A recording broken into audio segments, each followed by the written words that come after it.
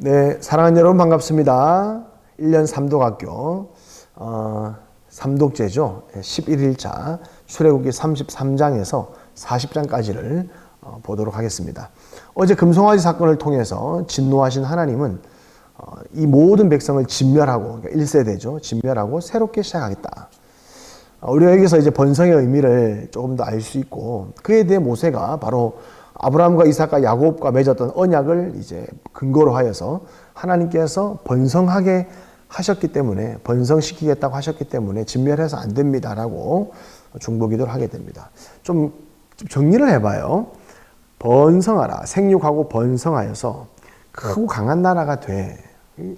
좀 양적이고 외적인 모습이죠. 그런데 언약을 통해서 거룩한 나라, 제사장 나라가 돼야 돼. 이 양면성을 이제 가지고 이제 하나님 나라를 우리가 보고 있지 않습니까? 그러면 그 도대체 거룩한 나라는 뭐냐? 말 잘 듣고 예의에 거리는 순종 잘하는 모습인가? 그렇지 않다라는 거예요.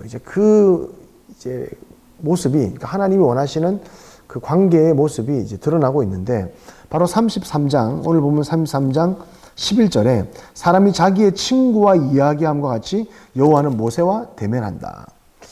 참 의미 있는 얘기죠. 결국 그 거룩한 백성이 뭐냐? 두리뭉실하게 그냥 뭐 착하고 말 잘 듣는 백성이 아니라 친구와 같이 대화할 수 있는, 하나님은 친구를 원하시는 거죠. 말이 통하는, 하나님도 우리의 마음을 아시고 모세도 하나님 마음을 100%는 아니지만 정말 뭐 1000분의 1도 안 되겠지만 소통될 수 있는 게 언약의 관계죠. 소통할 수 있는 관계. 여러분, 이 개념을 조금 이렇게 스트레칭 해볼까요? 이제 하나님이 너는 나의 친구라고 이제 말했던 스트레칭을 해봐야 돼요. 아브라함이죠, 아브라함. 근데 창세기에는 그런 말이 나오지 않습니다. 바로 야고보서에 하나님은 아브라함의 믿음을 보시고 그를 벗이라 칭했다. 아브라함하고도 친구와의 관계를 원하셨고, 또 모세와도 이제 친구와의 관계를 원하신 것이죠. 그리고 이제 34장에 돌판을 다듬어서 다시 올라갑니다. 자기가 깼기 때문에, 금송아지 사건 때문에 모세도 화가 났죠. 그걸 깼기 때문에 다시 올라가서 이제 돌판을 받아서 얼굴에 빛이 환하게 나지 않습니까? 내려오게 되는 것이죠. 그리고 다시 어제와 패턴과 같이 35장에 안식일에 대한 얘기가 나옵니다. 안식일. 어제도 성막 설계도 나오다가 이제 안식일이 나왔고, 여기서도 이제 금송아지 사건, 또 십계명, 다시 안식일에 대한 이야기가 나오는 것입니다. 그러니까 안식일에 정해진 시간에 정해진 장소에서 하나님은 자신의 백성들을 거룩하게 하신다, 만나겠다라고 하는 것이죠. 그리고 이제 성막을 제작하는 장면이 나오는데 크게 두 가지 주제가 나와요. 하나는 자원에서 헌신했다라는 얘기가 나오고, 하나는 명령대로 그대로 성막을 만들었다라는 얘기가 나옵니다. 정말 하나님이 원하시는 거룩한 백성의 모습이 뭐냐?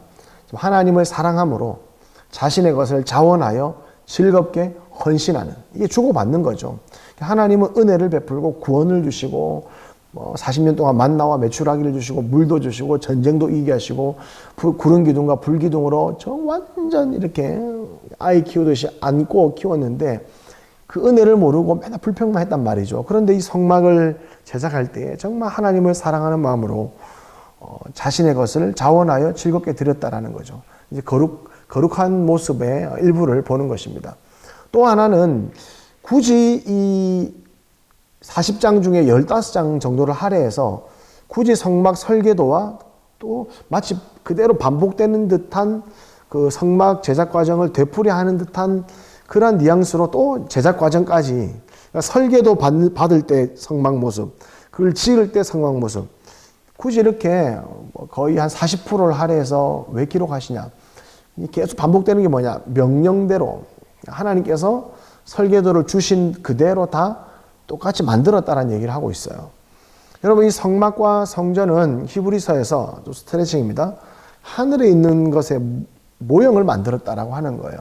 그러니까 이 성전과 성막을 보면서, 이 땅에 있는 이 성전과 성막을 보면서, 이 모형을 보면서 우리가 훗날 하늘에 있는 성전을 바라보게 하는 거죠. 근데 그 성전이 뭐라고요? 어린 양 대신 예수 그리스도라는 거예요. 그러니까 이 성막과 성전에서 예배드리고 제사드리고 그 하나하나의 이러한 설계도나 이런 걸 보면서 거기서 예수 그리스도를 볼 수 있어야 된다는 거죠. 그리고 그 하나님의 말씀대로 성막이 완공된 거예요. 하나만 우리가 적용을 해봅시다.